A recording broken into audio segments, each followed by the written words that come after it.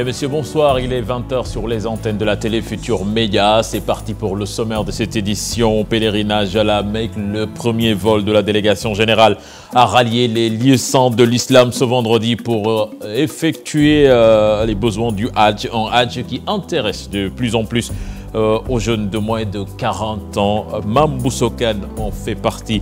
Elle a rencontré notre envoyé spécial à la Mecque. Les 120 membres du Conseil économique et social et environnemental connus, des personnalités représentant différents segments de la société, des critères de choix qui font débat avec l'absence de certaines corporations à suivre dans cette édition. C'est parti pour les vacances citoyennes édition 2018. 300 millions de francs CFA mobilisés pour l'événement. Le ministre de la Jeunesse envisage un projet pour instaurer une journée nationale de construction citoyenne. Le dossier du vendredi s'intéresse au tube de l'été, un morceau de musique cantonnée et dansée partout en cette période de vacances. On en parle dans cette édition. On n'oublie pas la page des sports du vendredi avec, entre autres, Diao Baldé Keita en passe de rejoindre l'Inter de Milan en Italie. Ce sera avec Pape Abdoulaye en fin d'édition. Voilà le sommaire de ce 20h. Dans quelques instants, le développement.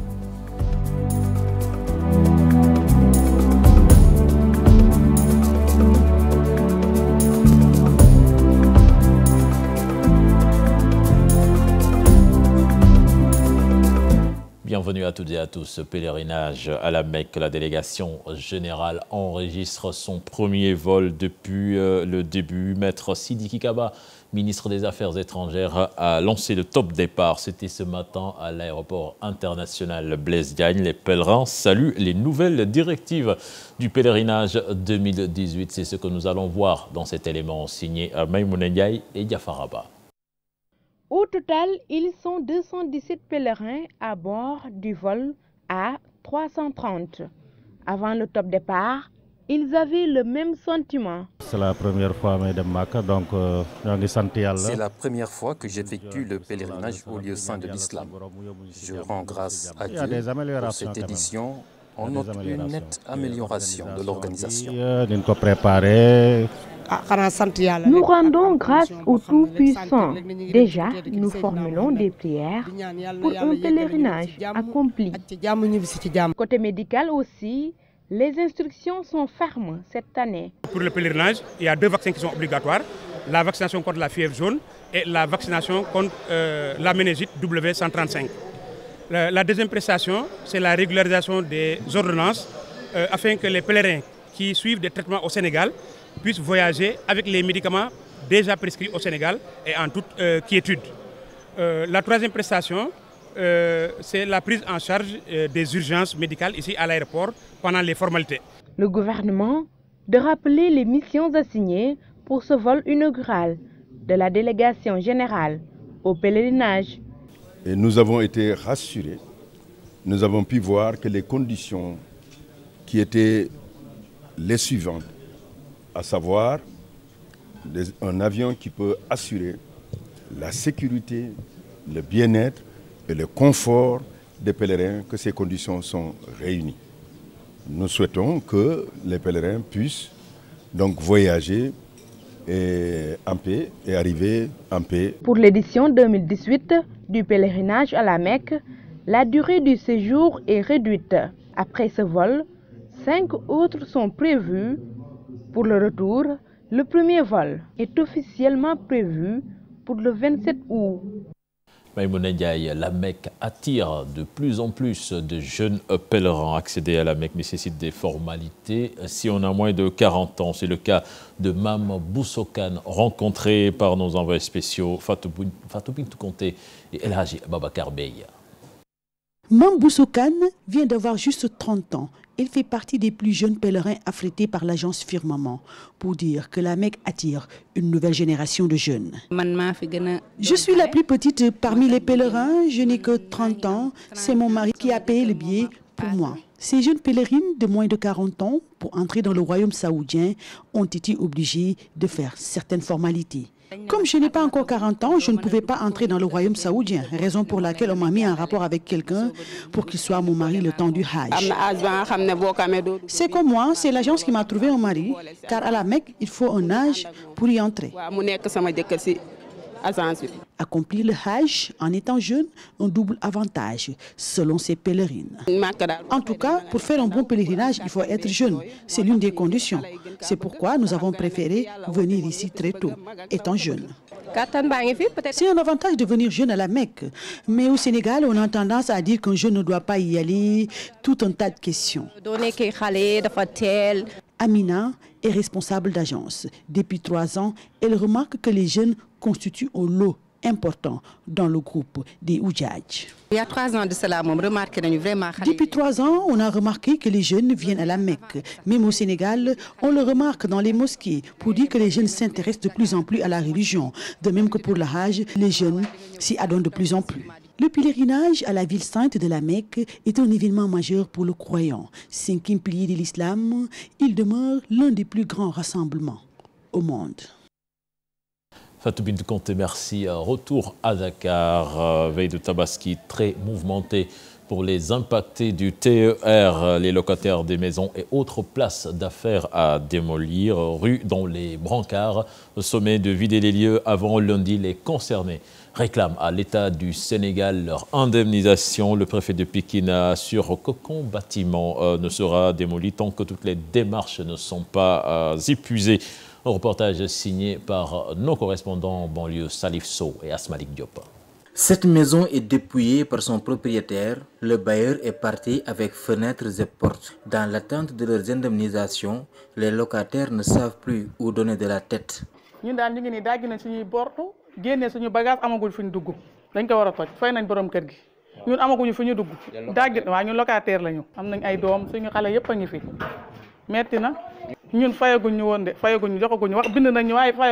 Situation similaire au marché Thiaroye. Les occupants des places d'affaires impactés par le projet sommet de vider les lieux, eux aussi tardent à recevoir leur chèque.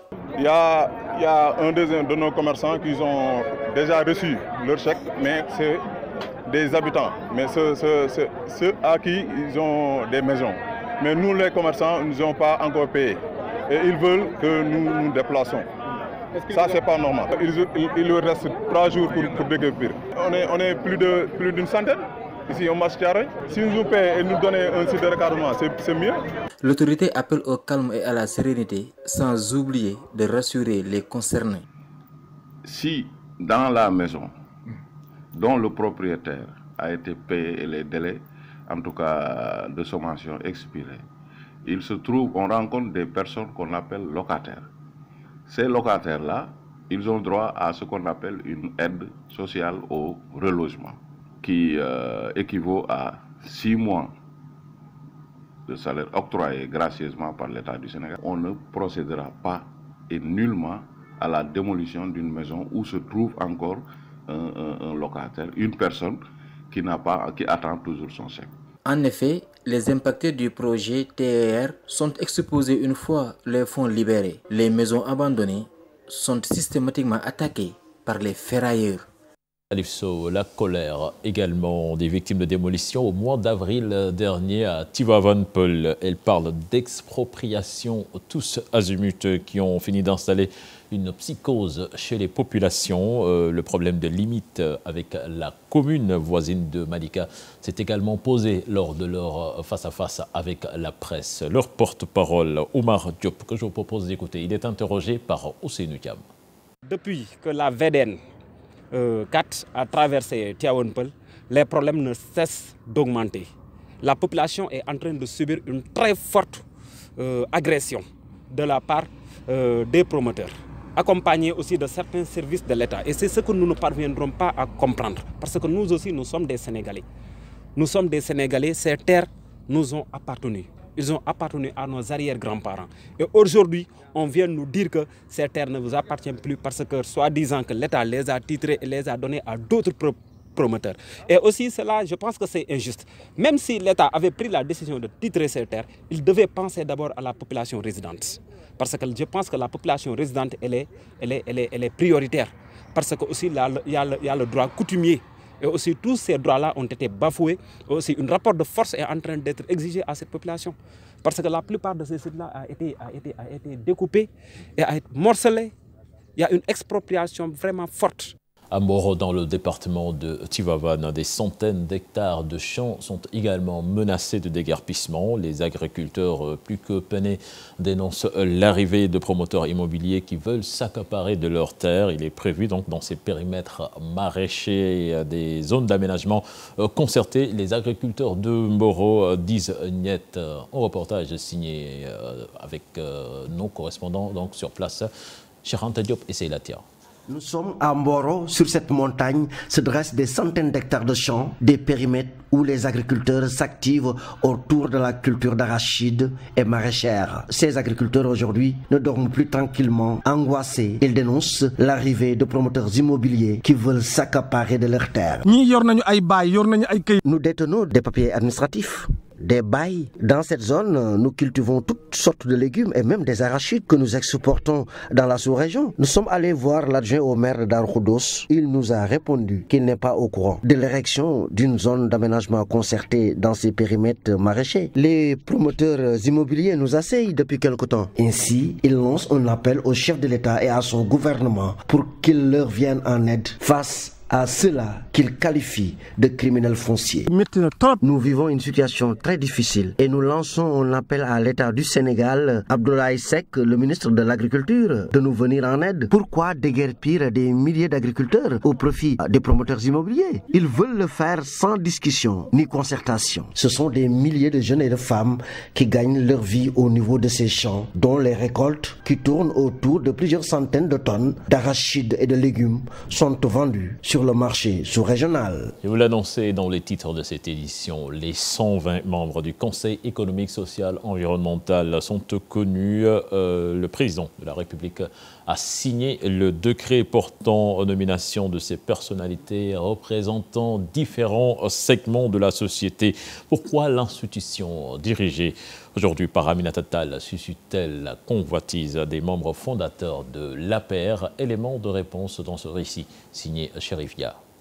Le mandat des membres du Conseil économique, social et environnemental a pris fin depuis le 11 avril dernier.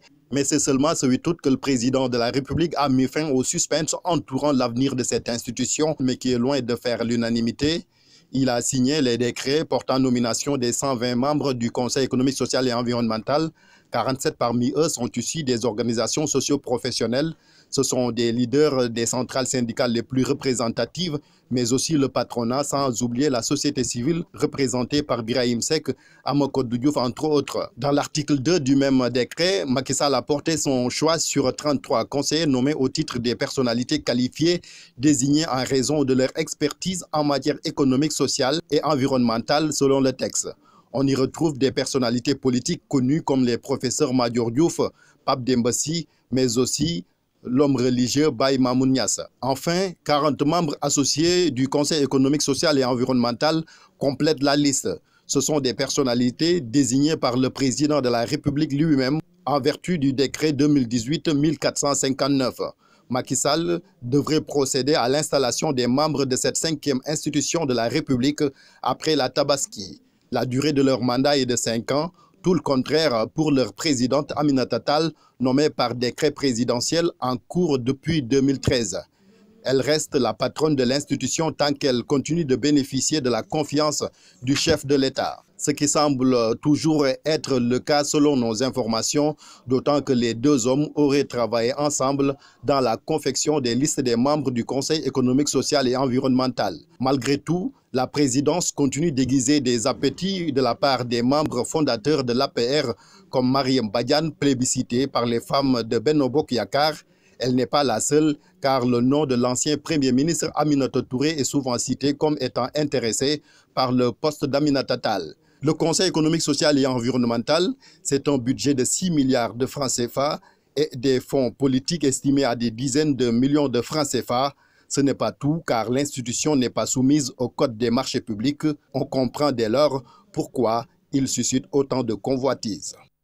Chérif Dia, les critères de choix des 120 membres du Conseil économique, social et environnemental font débat, avec notamment l'absence de certaines corporations, des questions qui ont fait réagir Babacar Ba, président du Forum du Justiciable, et Ibrahima Khalil Ndiaye du SYNPICS. Ils ont rencontré nos reporters Dissa Prera et Pape Sangone Baye.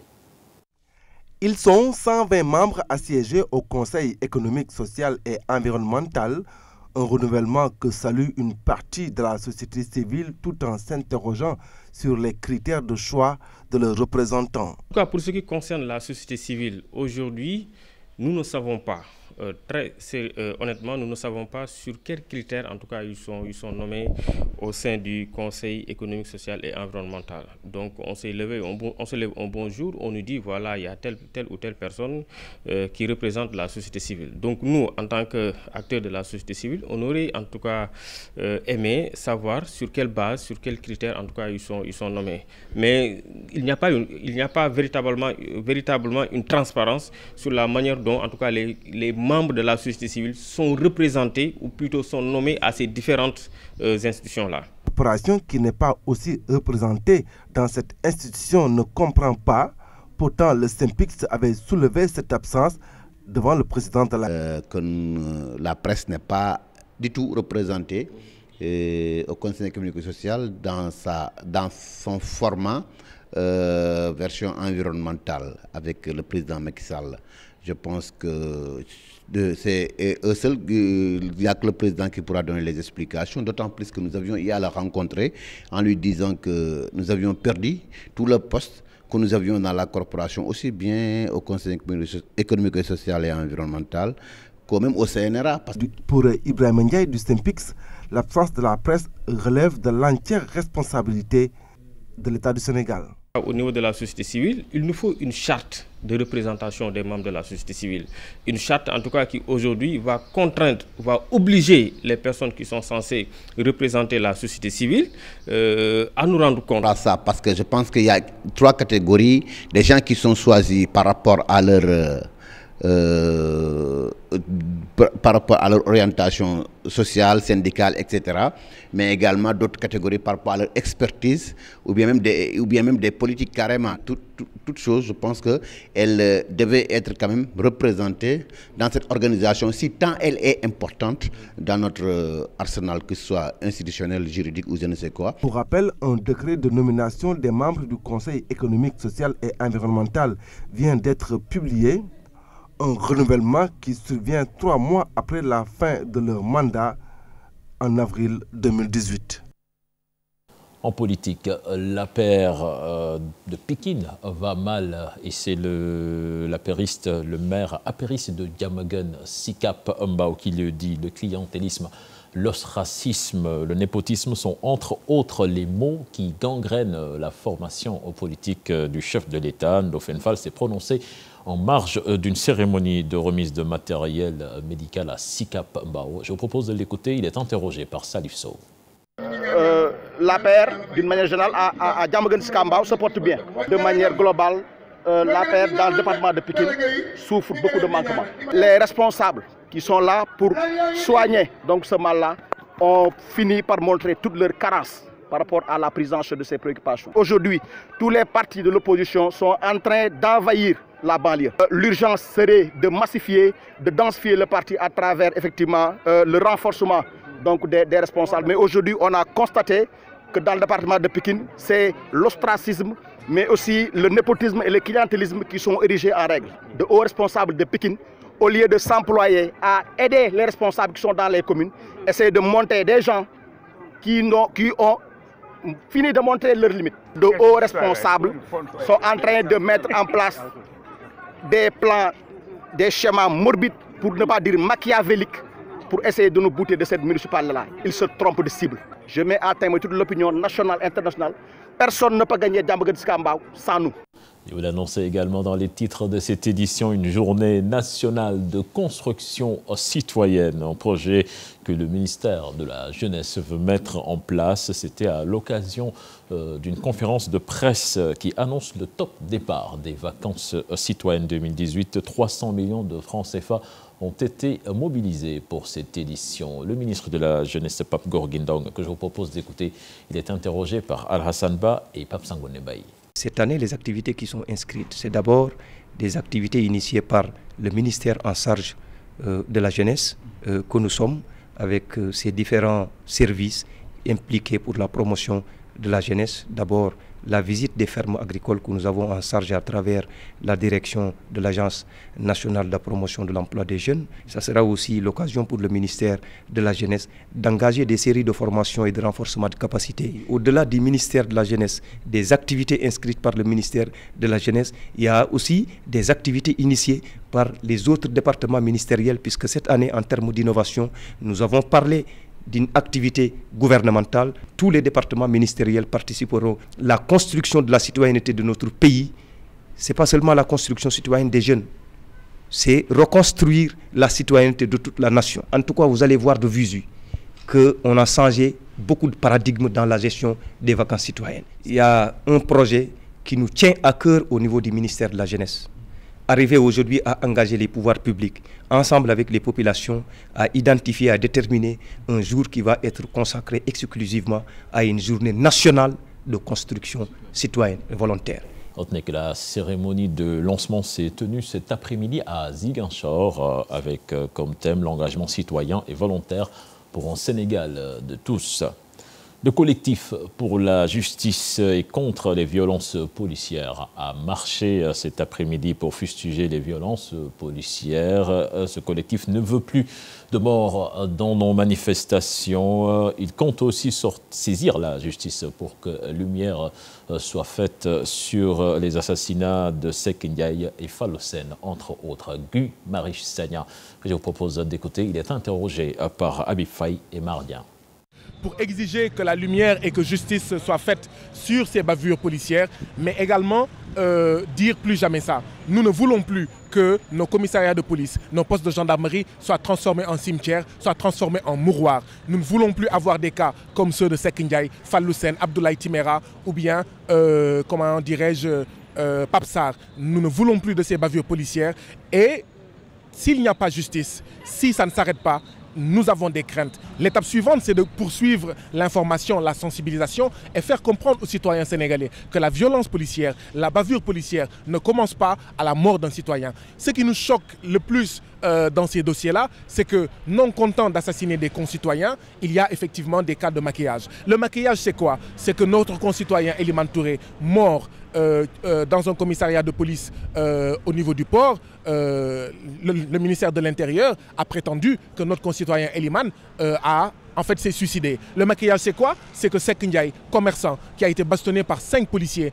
et qui est mort de cela, ils ont saccagé sa chambre pour faire croire à une tentative de vol qui aurait mal tourné. C'est scandaleux, ce n'est pas ce qu'on attend de notre police. Nous souhaitons une autre police, une autre gendarmerie, d'autres forces de l'ordre qui soient républicaines, qui soient soucieuses des règles les plus élémentaires de la démocratie et des droits de l'homme. Un mot de santé avant le dossier du vendredi. Les kinésithérapeutes veulent maîtriser certains aspects pour une meilleure prise en charge des maladies coronaires. Des journées scientifiques ont démarré cet après-midi, occasion de dénoncer les charlatans du métier. En métier à réglementer. Là-dessus, je vous propose de suivre le compte-rendu signé Ahmadouba et Fatou Kinedem. La prise en charge des maladies coronaires nécessite une approche pluridisciplinaire. Les kinésithérapeutes veulent être outillés sur certains aspects. Dans l'accident vasculaire cérébral, il y a une atteinte cérébrale, mais quand le neurologue lève l'obstacle, il reste la paralysie. C'est en ce moment que le kiné intervient. C'est valable aussi dans le domaine de l'orthopédie ou de la traumatologie où on peut arriver à avoir un joueur qui a une rupture ligamentaire. Un travail qui fait également appel au relèvement du plateau technique. Les infrastructures ne répondent pas souvent aux normes adéquates. Et parfois, le produit que nous utilisons pour le massage, il arrive que ça manque. Parce que les gens, dans leur investissement, ils pensent beaucoup plus. Peut-être parfois, ils ont en face d'eux un professeur. Et le professeur lui-même n'est intéressé que par son service. Donc quand il pose la revendication, ils prennent beaucoup plus d'importance la parole du professeur que celui des chercheurs. Donc vous voyez, là où on doit prendre les décisions, c'est là où ça pose un problème. À l'occasion de ces journées scientifiques, ces techniciens ont dénoncé les charlatans du métier et appellent ainsi à une réglementation de la spécialité. Les gens ont l'impression que le kinésithérapeute, c'est le masseur. Or, le module en massage, ça ne fait même pas 20 heures. Donc vous ne pouvez pas apprendre pendant des années uniquement à masser des personnes. C'est méconnaître la kinésie. Élaborer un plan pour aller vers ces pseudo-cabinets de massage, devrais-je dire, pour être très clair, et faire la part des choses. Ils sont au total 120 kinésithérapeutes, dont 100 en activité, 12 sont en chômage, un gap à combler, car beaucoup de régions sont laissées en rade.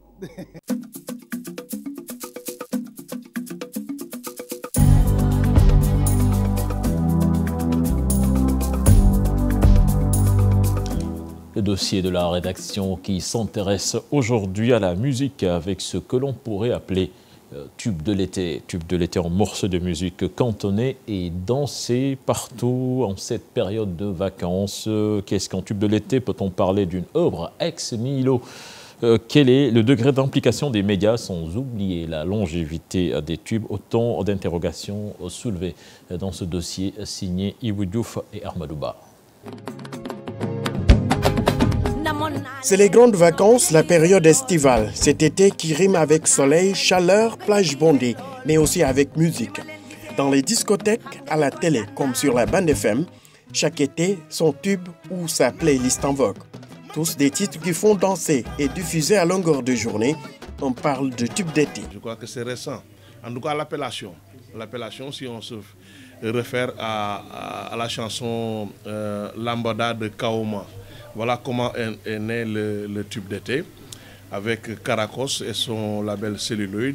Je n'ai jamais été très accroché au tube d'été, parce que la construction musicale n'a jamais changé. L'architecture musicale n'a jamais changé, c'est le sujet, le verbe et le complément. Le succès se mesure ici à la diffusion d'un morceau de musique, des tubes qui tournent en boucle dans les médias, à la plage et même dans les discothèques. Cet été 2018, au Sénégal, peut-on parler de types qui cartonnent en ce moment? Le jeune de Guédiawaye, du nom de Sidi Diop. Djabira de Sidi Diop. Un autre musicien du nom de Pape Diouf. Et voilà, son requinté et truc. Namaré de Pagaye Mbaye et Pape Biram. C'était le cas de Wali Seck. Il y en a même d'autres actuellement, ça cartonne. Des notes de musique qui invitent à danser. Chaque été, c'est pareil. Des compositions qui au début n'ont l'air de rien, mais au finish s'imposent sur les playlists. Mais souvent, il y a un matraquage musical. Ce morceau, on le met régulièrement à la télé, on le met régulièrement à la radio. Au début, ce morceau ne te dit rien. Mais petit à petit, tu commences à t'accrocher par rapport à de petits motifs. Tu acceptes certains cycles. Tu commences à accepter des mesures. Au fur et à mesure, tu acceptes le morceau en entier. Le mérite revient souvent à l'auteur ou au compositeur qui aura réussi l'orchestration. Cette méthode sur laquelle la jeunesse chante et danse tout l'été, une prouesse qui n'est pas du tout au repos pour les artistes. C'est peut-être un trop plein de production qui vient en même temps, sans filtre et tout. On se retrouve avec différents singles qui arrivent, qui sont à la mode en même temps. Et aucun des tubes n'a le temps de vivre, en fait. Et actuellement, ce que nous voyons, c'est beaucoup plus un musicien, un chanteur, un pianiste ou bien un guitariste qui rentre en studio, qui invite quelqu'un, il fait des parties de percus. Il y a ce qu'on avait avant, des répétitions. Au Sénégal, on a du mal à tourner la page. On peut se retrouver avec une chanson qui connaît un succès, des fois 2 ou 3 périodes de vacances, c'est possible. Et puis changer d'orchestration aussi actuellement, parce que comme tu le sais, c'est les percus qui dominent actuellement la musique sénégalaise. On dirait que musique, déglo tuñ ko bop quoi, mais tant que lañ koy déglo, c'est malheureux. Il fait beau, voilà l'été, l'occasion de prendre du bon temps et de se reposer et de s'amuser. C'est la période. Les vacanciers sont plus exigeants. Ils volent de tubes qui vont forcément les rappeler ces moments. Et pendant des années, l'été 2018.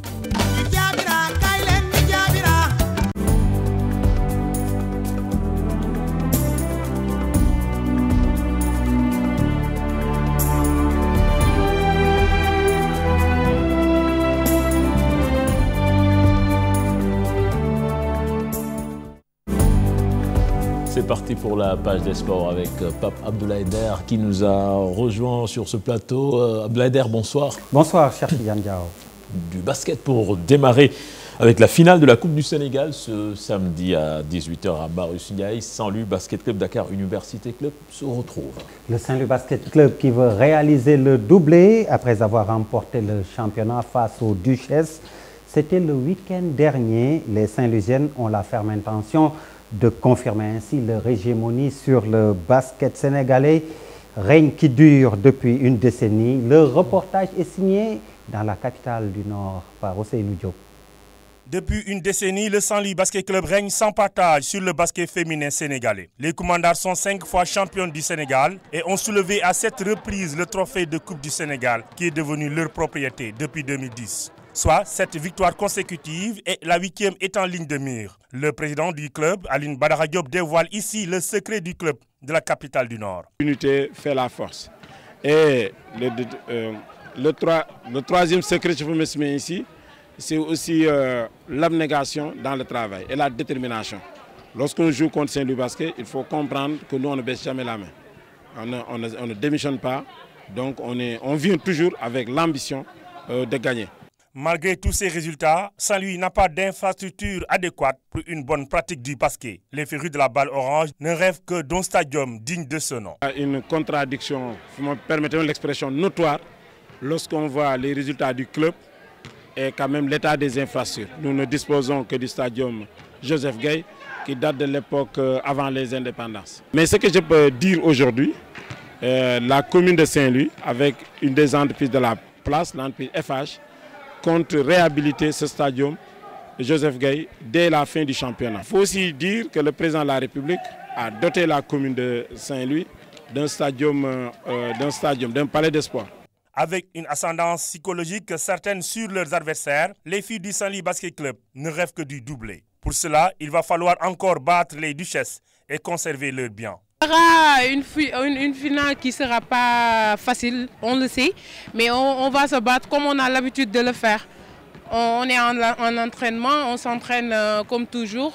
L'entraîneur du Saint-Louis Basket Club, Jupiternian, ne dit pas le contraire. Pour lui, son effectif est en place. Touchons du bois, les filles sont en bonne santé, il n'y a pas de blessés, le climat est jovial. On est en train de se préparer pour pouvoir être au top le jour J. Dakar Université Club, Saint-Louis Basket Club se retrouve en finale de la Coupe du Sénégal dans quelques heures. Les Saint-Louisiennes rêvent d'un 5e doublé. Ousseynou Diop, Abdoulaye Der, une large page football dans ce journal des sports. On commence avec le transfert en passe d'être officiel, qui n'est pas encore, c'est Diao Baldé Keita de retour en Italie. Diao Baldé Keita prend ainsi la direction de l'Inter de Milan. Un accord de principe a été trouvé entre Monaco et le club interiste. L'international sénégalais retourne ainsi en Italie sous la forme d'un prêt. Retenez Diao, 6 millions d'euros pour le prêt. Pour ce qui concerne l'option d'achat, 30 millions d'euros. Alfred Ndiaye, lui, quitte Malaga pour un autre club espagnol. Le milieu de terrain sénégalais rejoint Villarreal, un prêt officialisé aujourd'hui même. Alfred Ndiaye a joué à Nancy, Sunderland, Betis Séville et Wolverhampton. L'affaire Dembaba, 6 matchs de suspension pour Zhang Li. La sanction a été officialisée aujourd'hui par la Fédération chinoise de football qui n'a en revanche pas retenu le caractère raciste des insultes proféré par le milieu de terrain chinois contre Dembaba. Et puis début des championnats en France et en Angleterre. En ce moment même, Marseille mène 2-0 devant Toulouse. La suite demain samedi et dimanche en Angleterre pour la première journée avancée. Manchester United mène en ce moment 1-0 devant Leicester. La suite, c'est également samedi et dimanche. L'Espagne et l'Allemagne jouent leur Supercoupe Diao. Et puis le monde du foot et de l'athlétisme plébiscite le stade olympique annoncé par le chef de l'État. C'est une excellente politique pour se doter d'infrastructures et ainsi résorber le gap qui existe dans ce domaine. Le reportage est signé Mamadou Fall, Younous Diatta. Après Dakar Arena, le monde sportif sera gratifié d'un stade olympique de 50 000 places qui sera inauguré en 2020. Une annonce faite par le président de la République Macky Sall, ce qui constitue une agréable surprise pour l'équipe fédérale de football et celle d'athlétisme. Le chef de l'État a, comme une cerise sur le gâteau, annoncé l'inauguration, même pas le début des travaux, mais l'inauguration du stade olympique Sénégal d'une capacité de 50 000 places. Ce qui a fait du baume au cœur à tous les Sénégalais, mais particulièrement à tous les sportifs, à tous les fans de football qui étaient dans la salle, mais aussi qui ont suivi à travers les médias. Cela vient à son heure, cela vient à point nommé, dans la mesure où l'athlétisme souffre éperdument d'un problème d'un défaut de tartan, surtout au niveau de Dakar et de Thiès. Donc nous, on salue ce souhait émis par le président de la République. Un stade qui va certainement mettre le Sénégal sur orbite en termes d'infrastructures. Aujourd'hui, le premier problème auquel les footballeurs de la région de Dakar et du Sénégal font face, c'est d'abord le déficit infrastructurel. Nos jeunes ont du mal à s'épanouir dans un cadre adéquat. Mais pour l'athlétisme, il urge d'avoir une piste afin de permettre aux athlètes d'être compétitifs. Est-ce que l'athlétisme doit attendre jusqu'en 2020 pour pouvoir être pratiqué à Dakar? Cela pose problème. Je pense que dans la mesure où toutes les disciplines ont des terrains,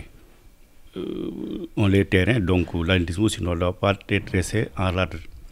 Nous, l'athlétisme gagnerait à avoir le stade Iba Mar Diop réfectionné. Surtout le tartan et d'y ériger un centre d'entraînement pour accueillir l'élite. La réalisation d'un stade olympique ne peut que booster le football et l'athlétisme. Les fédérations se réjouissent de la vision du président de la République. Voilà, cher Tidiane Diao, on est rattrapé par le temps apparemment. Pour cette page des sports, c'est la fin. Voilà, c'est la fin donc de ce page des sports. Un week-end sportif très riche à suivre des résultats dans nos prochaines éditions. Voilà, c'était tout pour ce journal. Prochain rendez-vous pour l'information, ce sera à 0h avec le tout en images. Excellente suite de programme en compagnie de la Télé Futurs Médias. Au revoir.